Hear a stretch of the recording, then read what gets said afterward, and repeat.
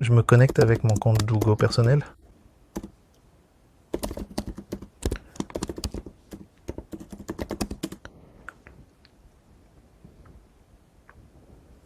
À la finance en particulier.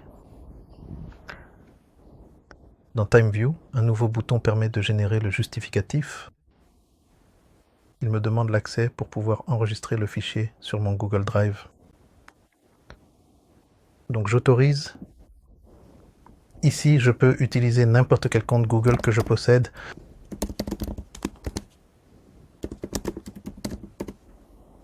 Il va voir mon mot de passe. Dans ce cas, il me demande la clé d'accès.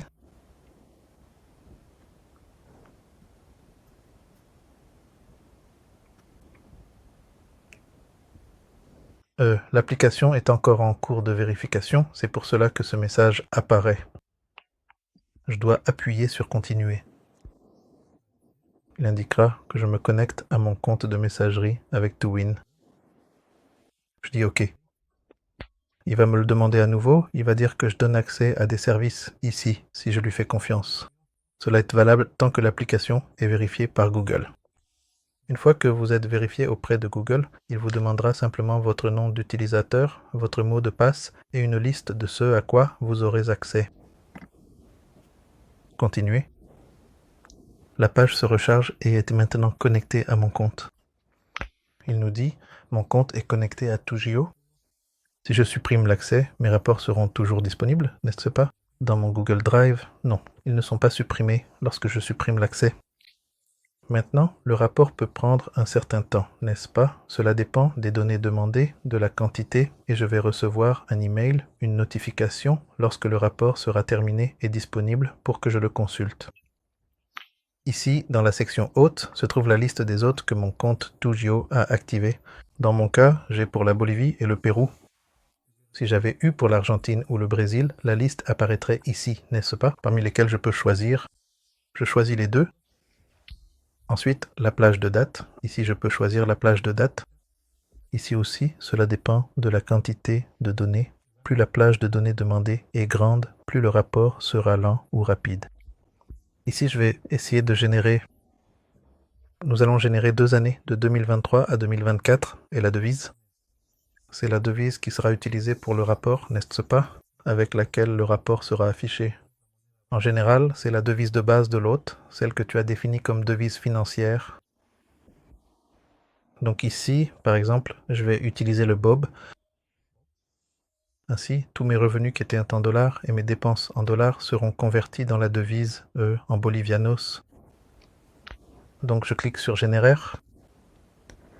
Ici, il m'indique que le rapport a déjà commencé à être créé et que je recevrai une notification par email lorsqu'il sera disponible. Voyons donc si j'ai déjà reçu mon email. Bon, ce sont 2 ans, n'est-ce pas? Cela dépend de la période sélectionnée. Et je peux aussi le voir dans mon Google Drive. C'est connecté. On va le laisser faire. Il est à 1%, il continue de générer. Il faut attendre. Et quand il sera généré, je recevrai un email.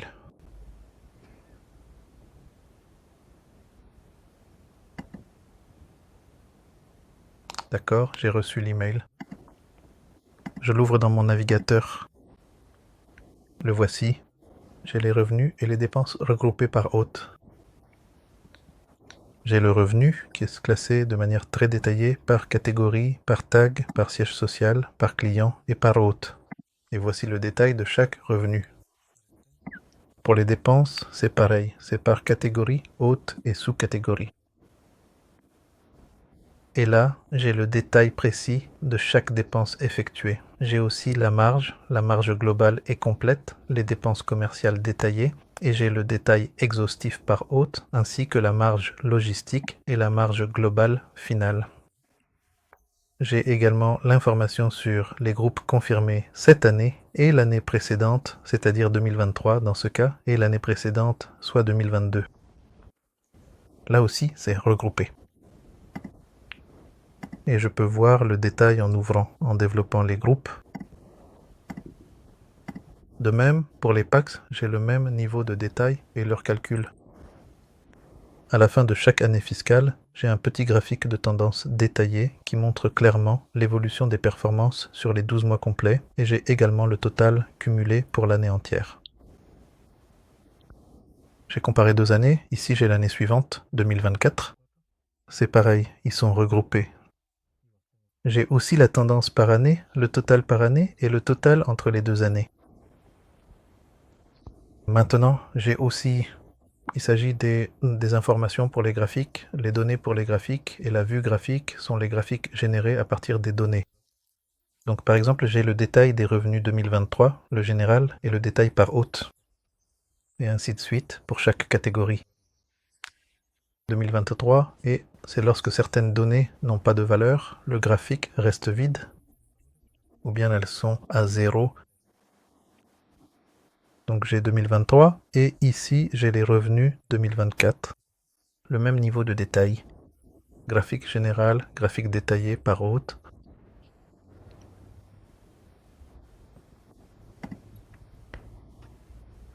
Et comme vous pouvez le voir, la devise a été exportée en bolivianos. Je peux revenir en arrière et le régénérer à nouveau.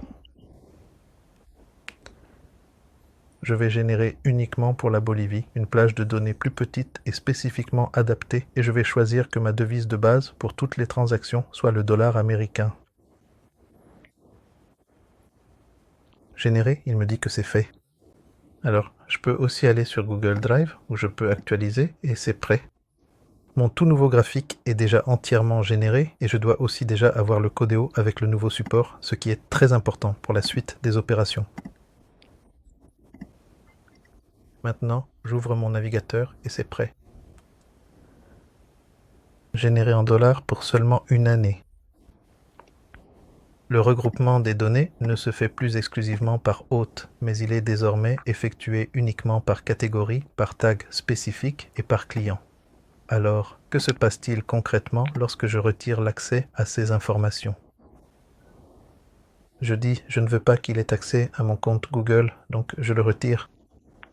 J'ai déjà retiré l'accès, mais tous les supports que j'ai générés sont encore disponibles sur mon Google Drive.